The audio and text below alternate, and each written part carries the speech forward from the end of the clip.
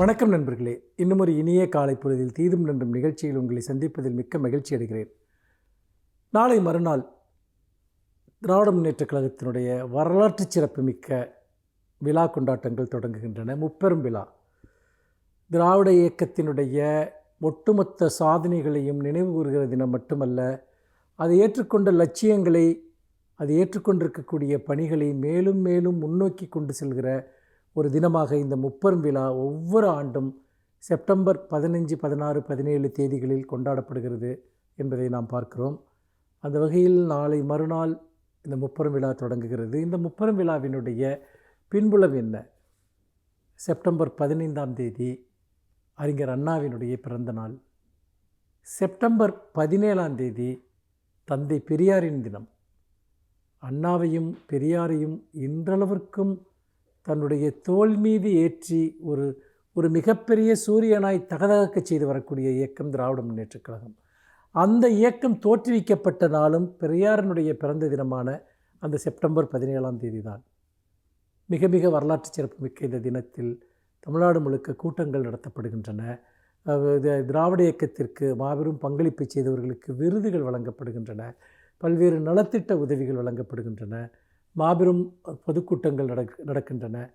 இந்த சூழ்நிலையில் தான் இன்றைக்கு இந்த முப்பெரும் விழாவினுடைய முதன்மையான நாயகர்கள் பெரியாரும் அண்ணாவும், அவர்கள் வழியில் இந்த இயக்கத்தை தொடர்ந்து வழிநடத்தி சென்ற கலைஞர் அவர்களும் இன்றைக்கு இந்த இயக்கத்தினால் மிகப்பெரிய அளவிற்கு நினைக்கப்படுகிற தினமாக இது இருக்கிறது. அறிஞர் அண்ணா தென்னகத்திலிருந்து உதிர்த்த மாபெரும் சூரியனாய் அவர் இங்கு வந்தார். அதாவது அவர் வெறும் அரசியல் தலைவர் மட்டுமல்ல, ஒரு மிகச்சிறந்த ஒரு படைப்பாளி, எழுத்தாளர். சமூக புரட்சிக்கு எழுத்துக்களை பயன்படுத்த வேண்டும் என்பதில் மிக தீவிரமாக இருந்தவர். அவருடைய மேடை பேச்சுகளும் சரி, நாடாளுமன்ற சட்டமன்ற உரைகளும் சரி, தமிழ்நாட்டினுடைய எதிர்கால அரசியலுக்கு தடம் போட்டு தந்தன. இன்றளவும் அண்ணாவினுடைய அந்த கருத்துருவாக்கம்தான் திராவிட இயக்கத்தினுடைய, திராவிட மாடலினுடைய வழித்தடமாக இருந்து வந்திருக்கிறது என்பதை நாம் பார்க்கிறோம்.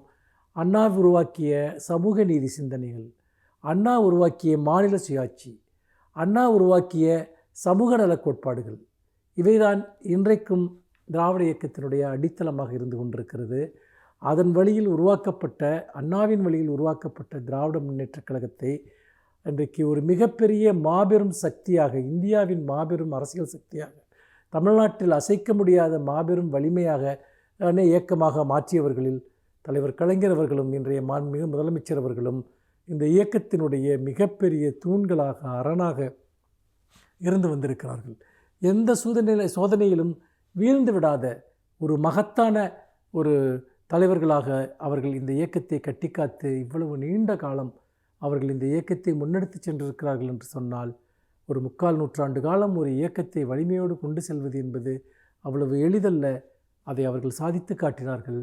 இன்று தமிழர்கள் பெற்றிருக்கக்கூடிய உரிமை, தமிழர்கள் தொடர்ந்து நடத்துகிற போராட்டங்கள், மொழி உரிமை, இன உரிமை, பொருளாதார உரிமை, தமிழ்நாடு இன்று பெற்றிருக்கக்கூடிய வளர்ச்சி, இங்கு இருக்கக்கூடிய ஒரு அடிப்படையாக எல்லோருக்கும் எல்லாமும் என்கிற சித்தாந்தம், சமூக நலத்திட்டங்கள், இவை அனைத்துமே அண்ணாவின் வழியில் திராவிட முன்னேற்றக் கழகம் உருவாக்கிய ஒரு மாபெரும் மகத்தான தமிழ் கனவு என்பதில் எந்த ஐயமும் இல்லை. அதைத்தான் நாம் கொண்டாடுகிறோம், அதைத்தான் நாம் பேசுகிறோம். இந்த முப்பெரும் விழா என்பது அது தமிழர்களுடைய விழா. அது ஒரு கட்சி சார்ந்த விழா மட்டுமல்ல, அது ஒரு நூற்றாண்டு ஒரு தமிழகத்தினுடைய வளர்ச்சியினுடைய முகங்களை காட்டுகிற விழா. இந்த விழா அனைவருக்கும் உரிய விழா என்பதில் எந்த ஐயமும் இல்லை. மீண்டும் இன்னும் ஒரு புதிய சிந்தனையோடு உங்களை சந்திக்கிறேன். நன்றி, வணக்கம்.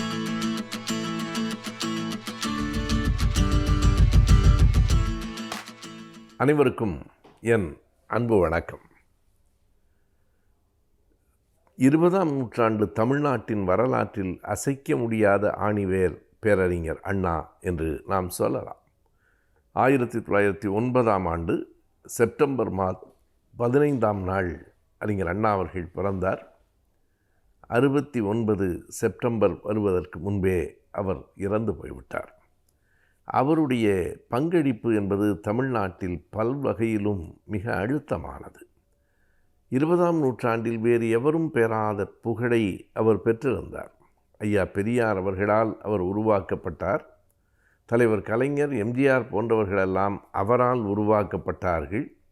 இருந்தாலும் பெரியாரினுடைய கொள்கைகள் கரடுமுரடாக பட்டென்று சொல்லிவிடுவதாக இருந்த வேளையில் அவற்றை எளிமையாக்கி மக்களிடம் கொண்டு சென்று அந்த கொள்கையும் வெற்றி பெறுவதற்கு காரணமாக இருந்து ஒரு வெகு மக்கள் தலைவராக தமிழ்நாட்டில் உயர்ந்து நின்றவர் அறிஞர் அண்ணா அவர்கள்தான்.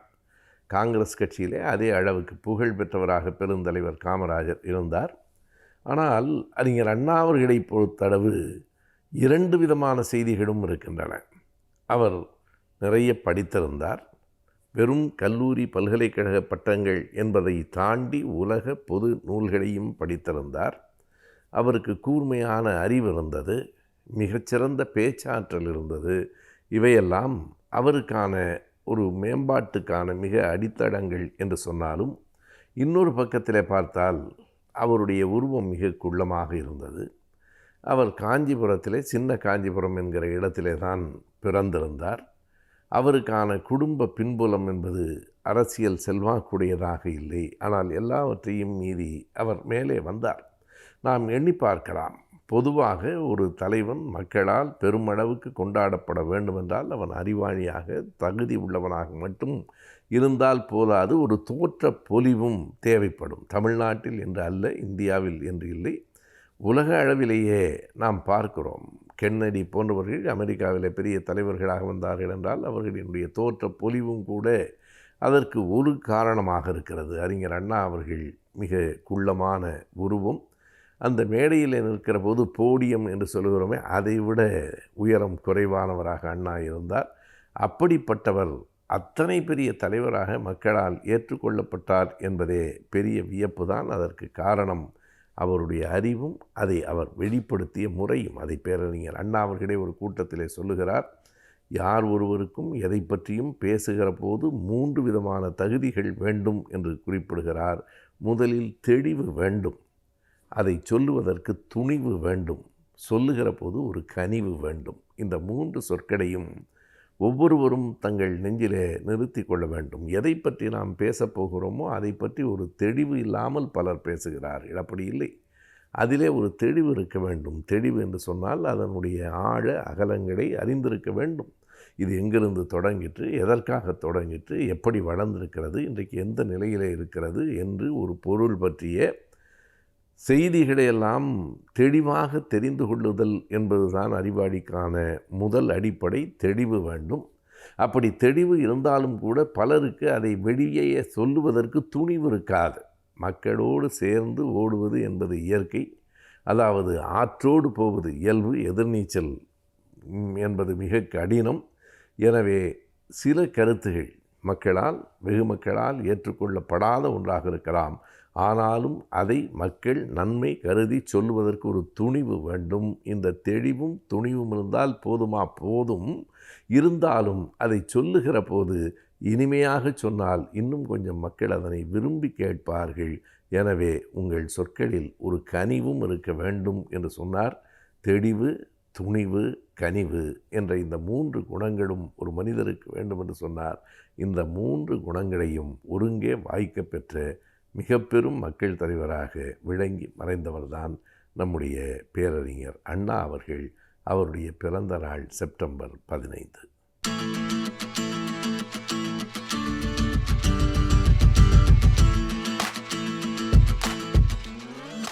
வணக்கம் நேயர்களே. நாம் கடந்த முறை, அதாவது திருமணத்தில் ஒவ்வொருவருடைய பங்கும் என்ன என்பதை பற்றி நாம் பார்த்தோம்.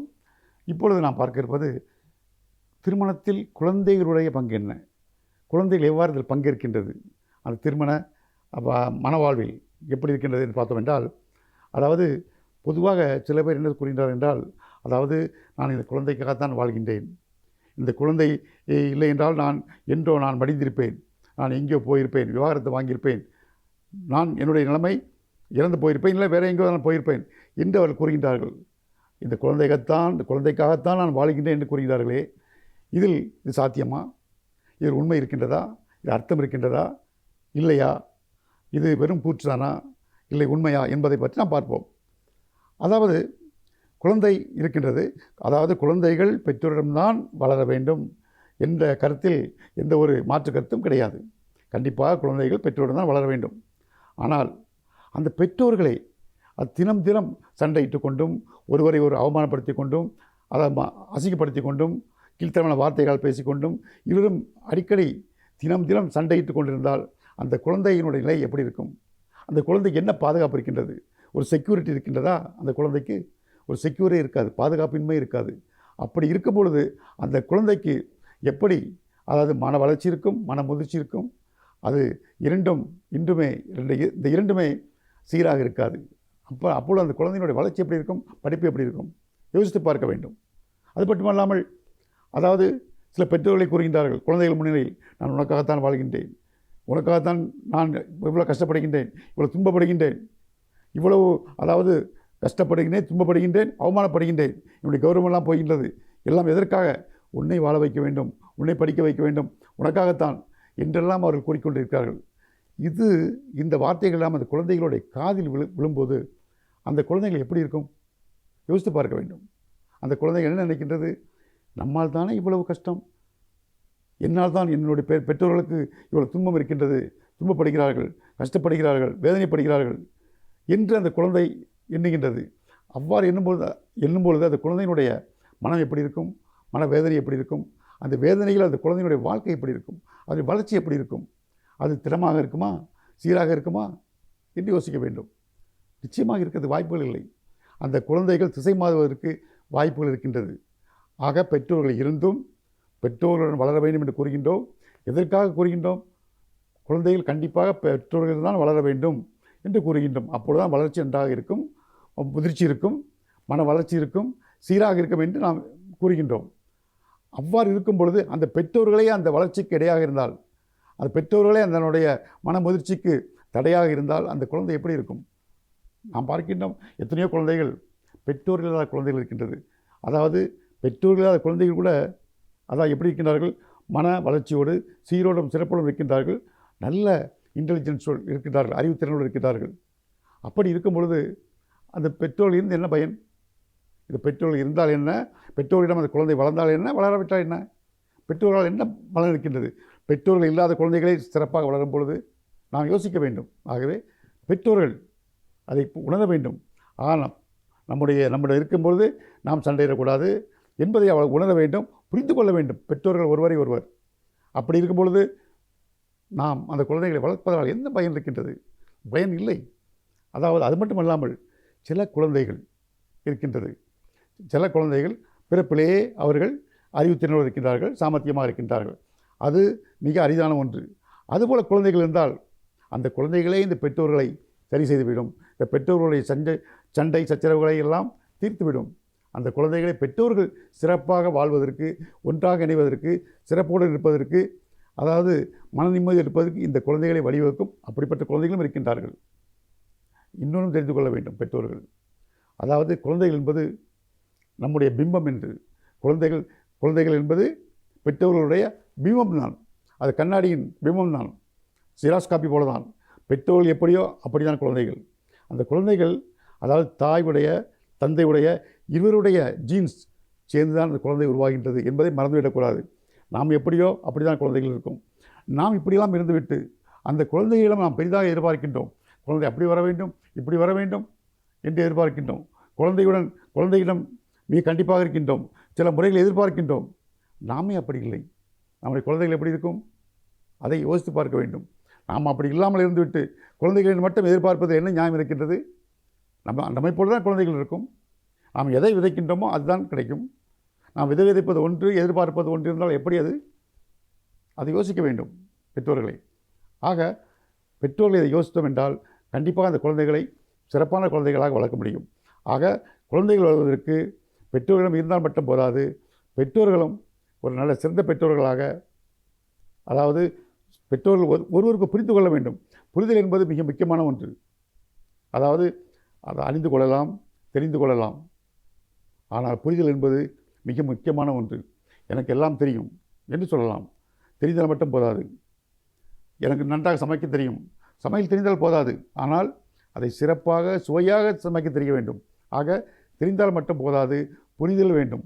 தெரிதல் என்பது வேறு, ஐ நோ என்பது வேறு, எனக்கெல்லாம் தெரியும் என்பது வேறு. ஆனால் ஐ அண்டர்ஸ்டாண்ட், நான் புரிந்து கொண்டேன் என்பது அது வேறு.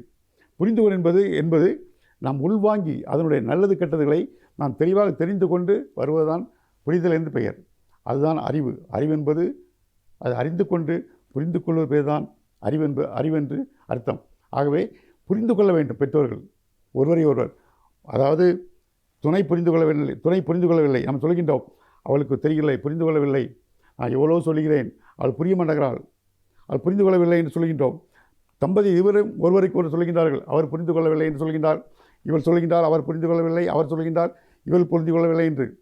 ஆக ஒருவரை புரிந்து கொள்ள என்பது துணை புரியவில்லை என்பதை இவர் புரிந்து கொண்டாரா, அவர் புரியவில்லை என்பதை ஓகே நான் ஒத்துக்கொள்கிறேன். அவளுக்கு அதாவது துணைக்கு புரியவில்லை என்பதை இவர் புரிந்து கொண்டாரா, இவர் புரியவில்லை, இவர் தெரிந்து கொண்டார்.